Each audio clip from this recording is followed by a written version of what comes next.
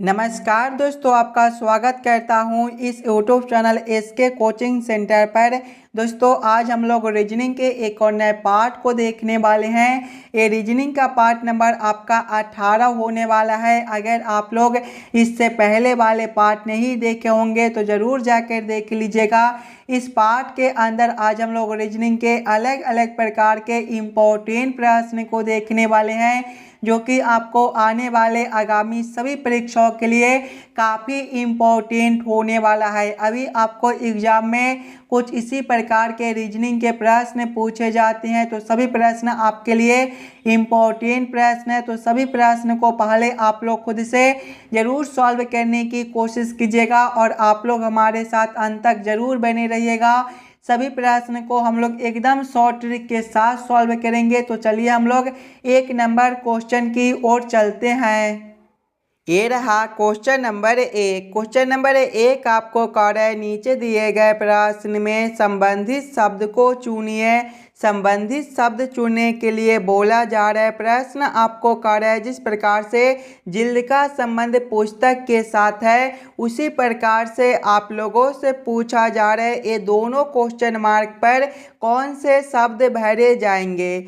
सबसे पहले आप लोग यहाँ पर ये समझने की कोशिश कीजिएगा, जिल्द से आपका पुस्तक किस प्रकार से लिखा हुआ है। इसी प्रकार के संबंधित ऑप्शन को आप लोग देखिएगा, ध्यान से देखिएगा। तो जिल्द जो है वो पुस्तक पर चढ़ाया जाता है। इसी प्रकार के संबंधित ऑप्शन को देखेंगे तो ऑप्शन नंबर सी में देखिए, चौखाटा जो है ये चित्र पर चढ़ाया जाता है, यानी कि इस वाले क्वेश्चन मार्क पर आपका चौखाटा और इस वाले क्वेश्चन मार्क पर आपका चित्र भरा जाएगा। क्वेश्चन नंबर 1 का आपका ऑप्शन नंबर सी जो है सही उत्तर बनता है। चलिए अगले प्रश्न की ओर हम लोग चलेंगे, क्वेश्चन नंबर 2 की ओर। ये रहा क्वेश्चन नंबर 2। क्वेश्चन नंबर 2 आपको कह रहा है, नीचे दिए गए प्रश्न में संबंधित संख्या को चुनिए।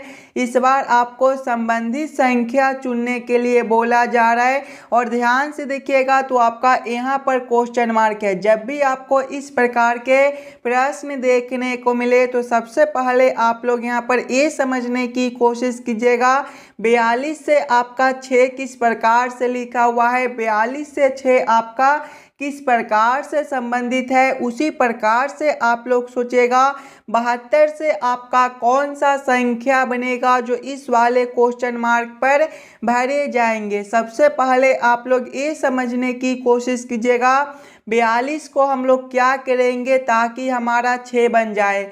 अगर आप लोग ध्यान से देखिएगा 42 को, तो 42 जो है ये आपका 4 और 2 से मिलकर बनता है और 42 के दोनों संख्या को आपस में जोड़ ले, यानी कि 4 + 2 करते हैं तो ये आपका 6 बनता है। देखिए 6 आपका यहाँ पर लिखा हुआ है। उसी प्रकार से आगे आपका 72 है। 72 जो है ये आपका 7 और 2 से मिलकर बनता है। 72 के भी दोनों संख्या को आपस में जोड़ेंगे, 7 + 2 करेंगे तो ये आपका 9 हो जाएगा। देखिए 9 आपका ऑप्शन नंबर सी में दिया गया है, जो कि आपका सही उत्तर बनता है। इस वाले क्वेश्चन मार्क पर आपका 9 भरा जाएगा। क्वेश्चन नंबर 2 का आपका ऑप्शन नंबर सी जो है सही उत्तर बनता है। चलिए अगले प्रश्न की ओर हम लोग चलेंगे, क्वेश्चन नंबर 3 की ओर। ये रहा क्वेश्चन नंबर 3। क्वेश्चन नंबर 3 आपको कह रहा है, नीचे दिए गए प्रश्न में लुप्त संख्या ज्ञात करें। इस बार आपको मिसिंग नंबर से रिलेटेड प्रश्न दिया गया है और यहाँ पर आपका एक क्वेश्चन मार्क है। इस वाले क्वेश्चन मार्क पर आपका कौन सा संख्या भरा जाएगा ये आप लोगों से पूछ रहा है। जब भी आपको इस प्रकार के मिसिंग नंबर से रिलेटेड प्रश्न देखने को मिले तो ऐसे प्रश्न को हम लोग 2 तरीके से सॉल्व करने की कोशिश कर सकते हैं। या तो प्रश्न को हम लोग इस वाले लाइन से सॉल्व करने की कोशिश करेंगे या फिर प्रश्न को हम लोग इस वाले लाइन से सॉल्व करने की कोशिश करेंगे। अगर आप लोग ध्यान से देखिएगा तो इस वाले लाइन से देखिए आपका बड़ा बड़ा संख्या दिया गया है, 32 है, 135 है और 384 है। तो ऐसे प्रश्न को पहले हम लोग इस वाले लाइन से सॉल्व करने की कोशिश करेंगे।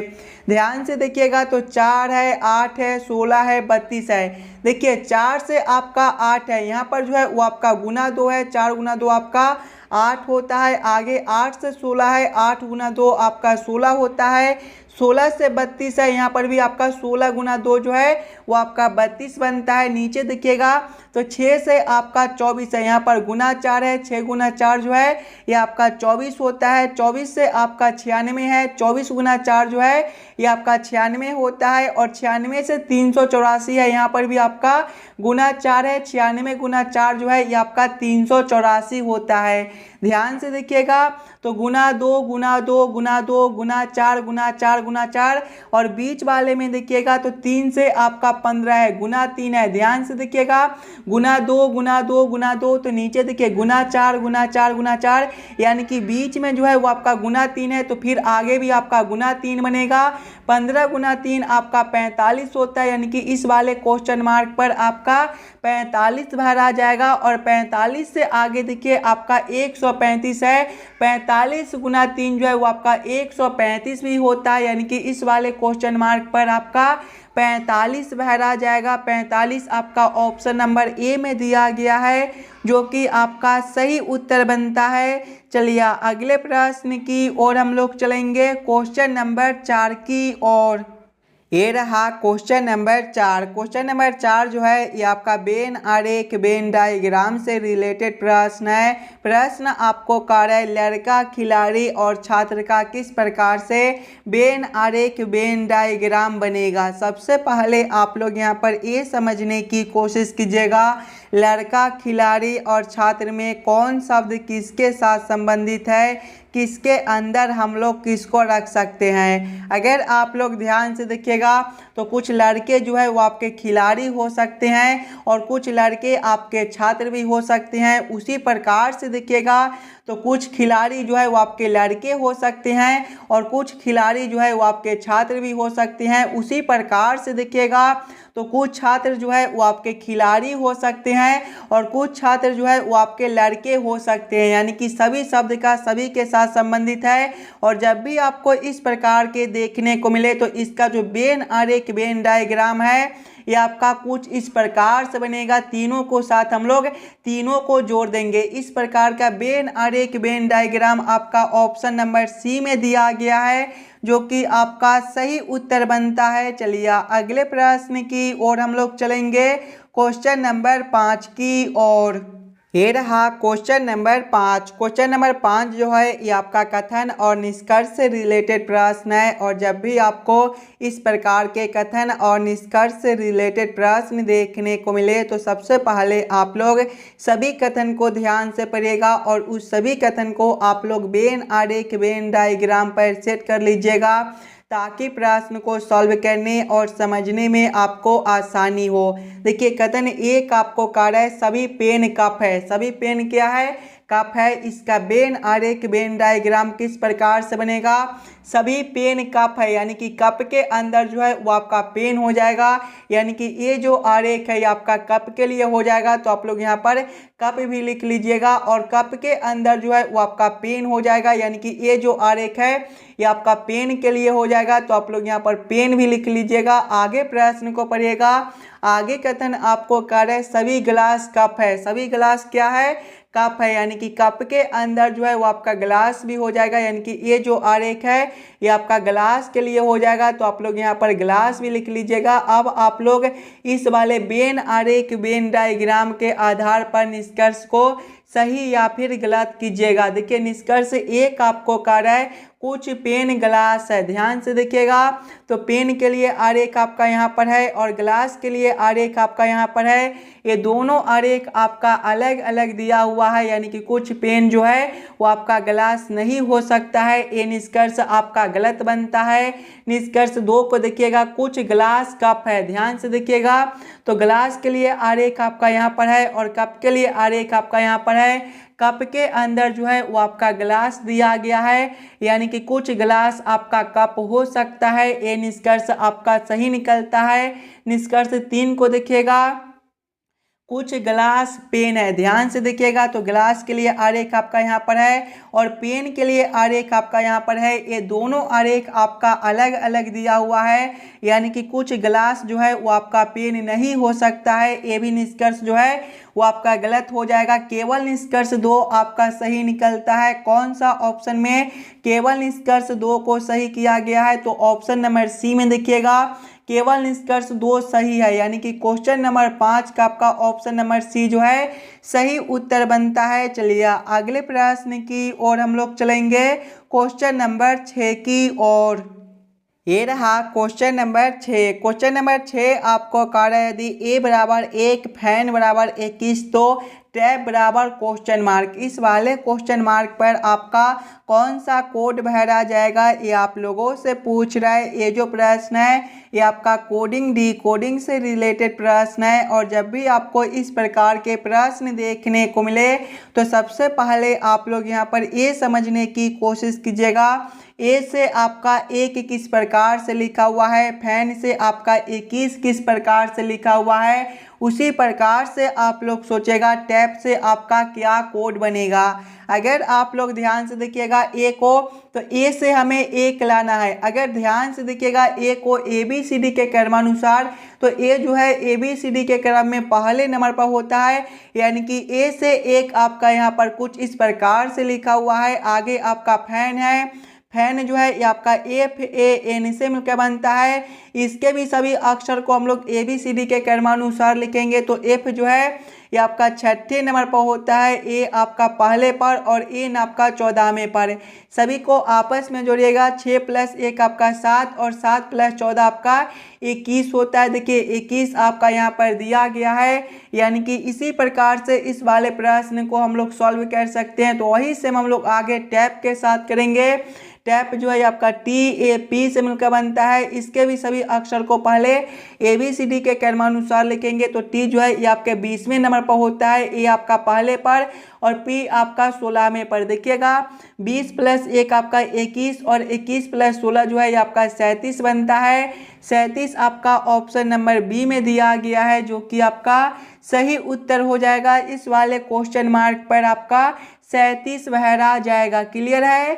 चलिए अगले प्रश्न की ओर हम लोग चलेंगे, क्वेश्चन नंबर 7 की ओर।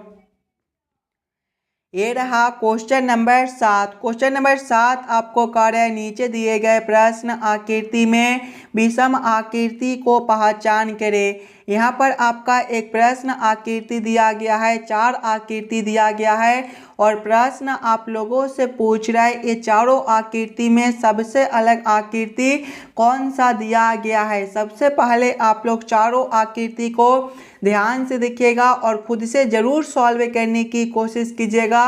ये चारों आकृति में आपका सबसे अलग आकृति कौन सा दिया गया है। अगर ध्यान से देखिएगा आकृति ए को, तो बाहर वाले आकृति में देखिएगा तो आपका 1 line, 2 line, 3 line, 4 line, 5 line बनता है। और अंदर वाले आकृति में देखिएगा तो आपका 1 लाइन, 2 लाइन, 3 लाइन, 4 लाइन बनता है। आकृति बी में देखिएगा तो बाहर वाले में देखिएगा 1 line, 2 line, 3 line, 4 line, 5 line, 6 line बनता है। और अंदर वाले में देखिएगा तो आपका 1 लाइन, 2 लाइन, 3 लाइन, 4 लाइन दिया गया है। आकृति सी में देखिएगा तो बाहर वाले में देखिएगा तो आपका 1 लाइन, 2 लाइन, 3 लाइन, 4 लाइन बनता है।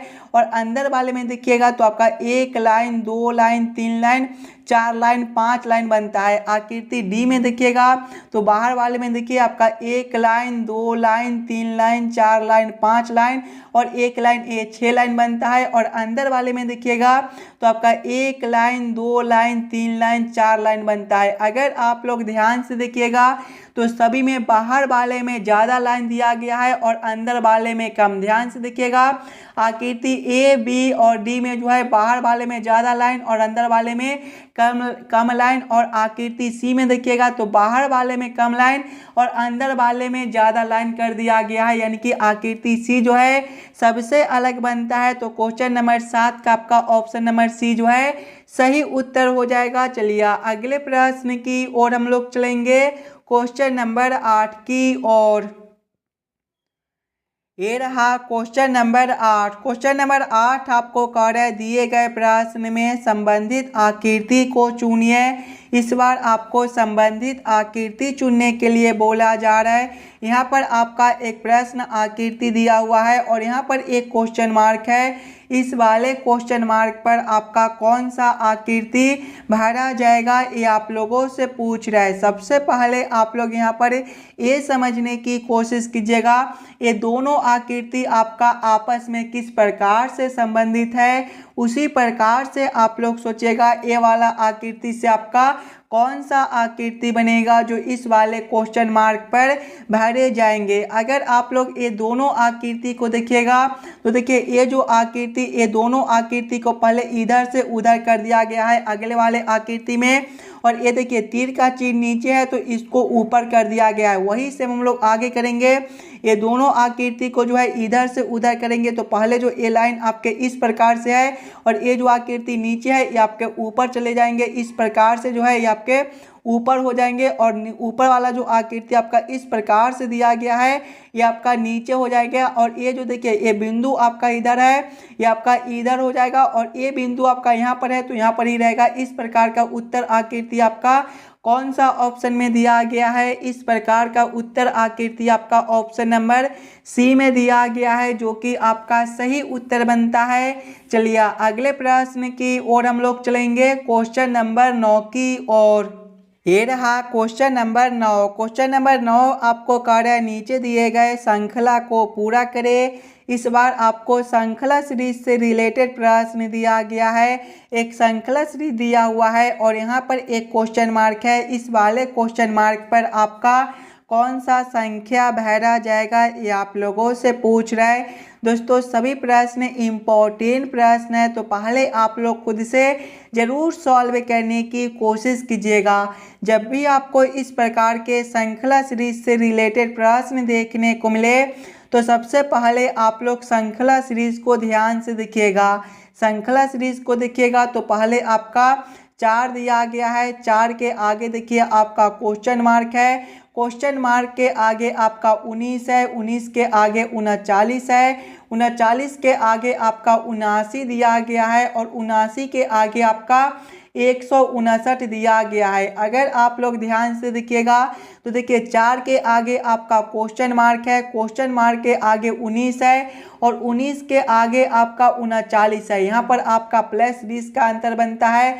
39 के आगे आपका 79 है प्लस 40 का अंतर बनता है और 79 के आगे आपका 159 है प्लस 80 का अंतर बनता है। अगर आप लोग ध्यान से देखिएगा तो देखिए प्लस 20 है प्लस 40 है प्लस 80 है। 20 गुना 2 करने पर आपका 40 होता है। 40 गुना 2 करने पर जो है वो आपका 80 होता है। यानी कि यहाँ पर जो है वो आपका प्लस 5 का अंतर बनेगा और यहाँ पर जो है वो आपका प्लस 10 का अंतर बनेगा। देखिएगा 5 गुना 2 करने पर आपका 10 होता है और 10 गुना 2 करने पर आपका 20 होता है। आगे आपका उसी प्रकार से 20 गुना 2 करने पर 40 का अंतर दिया हुआ है। यानी कि जब हम लोग 4 प्लस 5 करेंगे तो ये आपका 9 हो जाएगा। यानी कि इस वाले क्वेश्चन मार्क पर आपका 9 भरा जाएगा और 9 प्लस 10 करेंगे तो आपका 19 बनेगा। 19 आपका आगे दिया गया है। 9 आपका ऑप्शन नंबर डी में दिया गया है जो कि आपका सही उत्तर बनता है। इस वाले क्वेश्चन मार्क पर आपका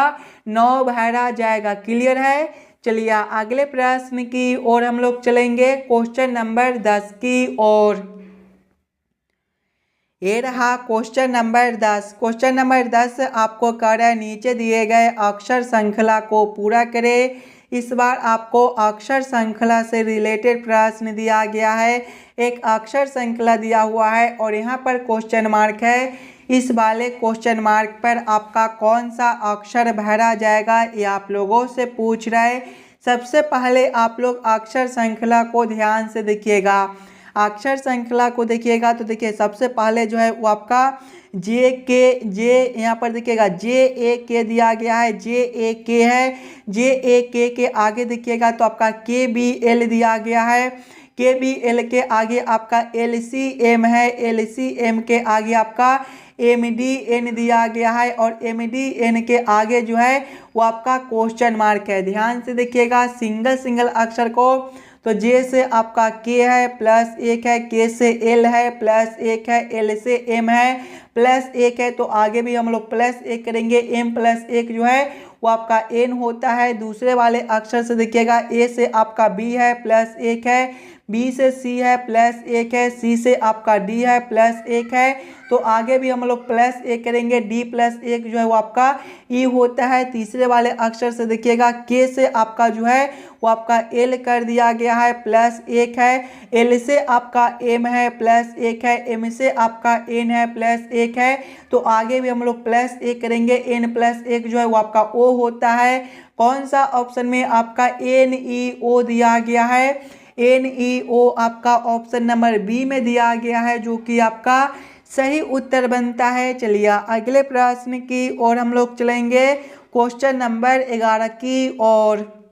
ये रहा क्वेश्चन नंबर 11। क्वेश्चन नंबर 11 आपको कह रहा है ए और बी बच्चे हैं सी के, यदि सी माता है बी की किंतु ए पुत्री नहीं है सी की, तो सी और ए में क्या संबंध है, ये आप लोगों से पूछ रहा है। ये भी प्रश्न आपके लिए काफ़ी इम्पोर्टेंट प्रश्न है और एकदम आसान सा प्रश्न है। सबसे पहले आप लोग प्रश्न को ध्यान से पढ़िएगा और समझने की कोशिश कीजिएगा। देखिए प्रश्न पहले आपको कह रहा है ए और बी बच्चे हैं सी के, ए और बी क्या है? बच्चे हैं सी के। बच्चे हैं मतलब एक पीढ़ी नीचे का है, यानी कि सी से नीचे हम लोग किसको रखेंगे?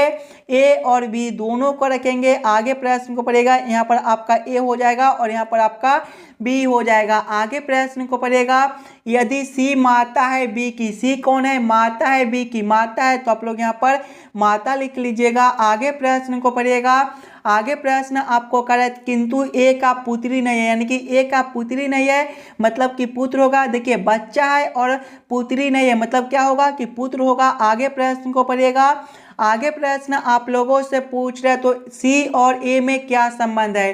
देखिए सी और ए में जो संबंध है वो आपका माता और पुत्र का संबंध है। माता और पुत्र आपका ऑप्शन नंबर सी में दिया गया है, जो कि आपका सही उत्तर बनता है। ये दोनों में जो संबंध है वो माता और पुत्र का संबंध है। चलिए अगले प्रश्न की ओर हम लोग चलेंगे, क्वेश्चन नंबर 12 की ओर। ये रहा क्वेश्चन नंबर 12। क्वेश्चन नंबर 12 आपको कह रहा है कोई व्यक्ति किसी बिंदु से चलना आरंभ करके पूरब की ओर 5 किलोमीटर चलता है, फिर दाएं मुड़कर 3 किलोमीटर चलता है, पुनः दाहिने मुड़कर फिर चलता है। अब उसके मुख के सामने कौन सी दिशा है, ये आप लोगों से पूछ रहा है। ये भी प्रश्न आपके लिए काफ़ी इम्पोर्टेंट प्रश्न है और जब भी आपको इस प्रकार के प्रश्न देखने को मिले तो सबसे पहले आप लोग ये याद कर लीजिएगा, दिशा में जो है वो आपका पूरब ए वाला दिशा होता है, पश्चिम ए वाला दिशा होता है, उत्तर आपका ऊपर की ओर और दक्षिण आपका नीचे की ओर। अब आप लोग प्रश्न को ध्यान से पढ़िएगा और समझने की कोशिश कीजिएगा। देखिए प्रश्न पहले आपको कह रहा है कोई व्यक्ति किसी बिंदु से चलना आरंभ करके पूरब की ओर 5 किलोमीटर चलता है। देखिए पूरब ए वाला दिशा है, यानी कि पहले ए वाला दिशा में 5 किलोमीटर चलता है। आगे प्रश्न को पढ़िएगा, फिर दाएं मुड़कर 3 किलोमीटर चलता है। जब यहाँ से दाएं ओर मुड़ेगा तो इसका दिशा ए वाला हो जाएगा, यानी कि ए वाला दिशा में 3 किलोमीटर चलता है। पुनः दाहिने मुड़कर फिर चलता है, जब वह दाहिने ओर फिर से मुड़ेगा तो इसका दिशा ए वाला हो जाएगा, यानी कि ए वाला दिशा में वह फिर से चलता है। आगे प्रश्न को पढ़ेगा, अब उसके मुख के सामने कौन सी दिशा है? देखिए उसके मुख के सामने ए वाला दिशा है, ए वाला दिशा आपका पश्चिम दिशा है। पश्चिम आपका ऑप्शन नंबर सी में दिया गया है, जो कि आपका सही उत्तर बनता है। चलिए अगले प्रश्न की ओर हम लोग चलेंगे, क्वेश्चन नंबर 13 की ओर। ये रहा क्वेश्चन नंबर 13। क्वेश्चन नंबर 13 आपको कह रहा है एक्स डब्ल्यू की तुलना में गरीब है लेकिन बी जितना गरीब नहीं है, सी एक्स जितना गरीब नहीं है, तदनुसार सबसे गरीब कौन है, ये आप लोगों से पूछ रहा है। ये भी प्रश्न आपके लिए काफ़ी इम्पोर्टेंट प्रश्न है। तो सबसे पहले आप लोग प्रश्न को ध्यान से पढ़िएगा और समझने की कोशिश कीजिएगा।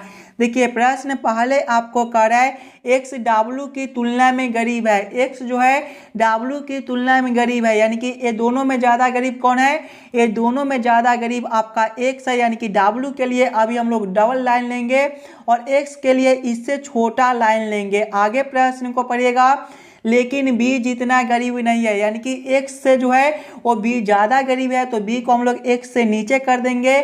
आगे प्रश्न को पढ़िएगा, c x जितना गरीब नहीं है, c जो है x जितना गरीब नहीं है, तदनुसार सबसे गरीब कौन है। देखिएगा C जो है वो x जितना गरीब नहीं है, यानी कि C आपका यहाँ पर हो जाएगा। आगे प्रश्न को पढ़िएगा, तदनुसार सबसे गरीब कौन है, तो सबसे ज़्यादा गरीब आपका B बनता है। B आपका ऑप्शन नंबर ए में दिया गया है, जो कि आपका सही उत्तर हो जाएगा। सबसे ज़्यादा गरीब आपका B है। चलिए अगले प्रश्न की ओर हम लोग चलेंगे, क्वेश्चन नंबर 14 की ओर।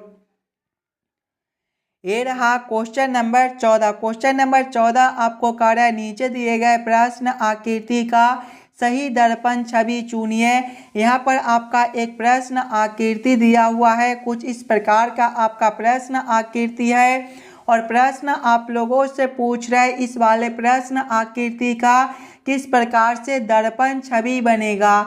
जब भी आपको दर्पण छवि निकालने के लिए बोले तो सबसे पहले आप लोग दर्पण को ध्यान से देखिएगा। दर्पण को देखिएगा तो कुछ इस प्रकार का आपका दर्पण दिया गया है, और जब भी आपको इस प्रकार के दर्पण देखने को मिले तो प्रश्न आकृति जो है वो आपका बाएं से उलटकर दाएं में चला जाता है और दाएं वाला आकृति आपका उलटकर बाएं में चला आता है। यानी कि जब हम लोग इस वाले प्रश्न आकृति को इस प्रकार से उलटेंगे तो आपका किस प्रकार का आकृति बनेगा। सबसे पहले जो आपका ए वाला आकृति दिया गया है ये आपका उलटने के बाद भी इसी प्रकार से बनेगा, और ये जो आकृति आपका इस प्रकार से दिया गया है ये भी आपका उलटने के बाद इसी प्रकार से बनेगा।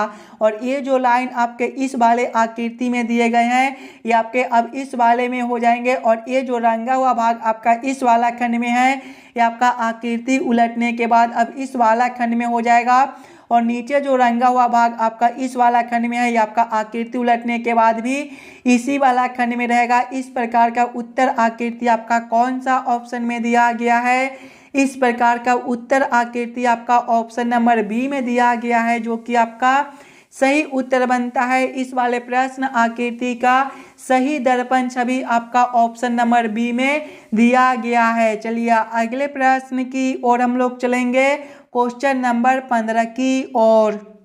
ये रहा क्वेश्चन नंबर 15। क्वेश्चन नंबर 15 आपको कह रहा है, नीचे दिए गए प्रश्न में विषम संख्या को पहचान करें। इस बार आपको विषम संख्या चुनने के लिए बोला जा रहा है, और जब भी आपको विषम संख्या चुनने के लिए बोले तो सबसे पहले आप लोग चारों ऑप्शन को ध्यान से देखिएगा और समझने की कोशिश कीजिएगा ये चारों ऑप्शन में आपका सबसे अलग ऑप्शन कौन सा दिया गया है। देखिए ऑप्शन ए में 70 है, ऑप्शन बी में 15 है, ऑप्शन सी में 31 है और ऑप्शन डी में 57 है। अगर आप लोग ध्यान से देखिएगा तो 70, 15 और 57 जो है ये आपके भाज्य संख्या है, जबकि 31 जो है ये आपका एक अभाज्य संख्या दिया हुआ है, यानी कि सबसे अलग ऑप्शन आपका सी बनता है। तो क्वेश्चन नंबर 15 का आपका ऑप्शन नंबर सी जो है सही उत्तर हो जाएगा। चलिए अगले प्रश्न की ओर हम लोग चलेंगे, क्वेश्चन नंबर 16 की ओर। दोस्तों ये रहा क्वेश्चन नंबर 16, और ये जो प्रश्न है ये आपके होमवर्क के तौर पे छोड़े जाते हैं, तो इस वाले प्रश्न को आप लोग खुद से ज़रूर सॉल्व कीजिएगा और आप लोग हमें ज़रूर कमेंट करके बताइएगा आज के 16 प्रश्न में से आप लोग कितने प्रश्न को खुद से सॉल्व किए हो। अगर आपको किसी भी प्रश्न में कहीं पर भी कोई दिक्कत हो तो हमें वो भी कमेंट कर दीजिएगा, और जितने बच्चे इस वाले यूट्यूब चैनल पर नए हो चैनल को सब्सक्राइब और वीडियो को लाइक जरूर करके जाइएगा। चलिए हम लोग मिलते हैं आपसे अगले वीडियो में। धन्यवाद।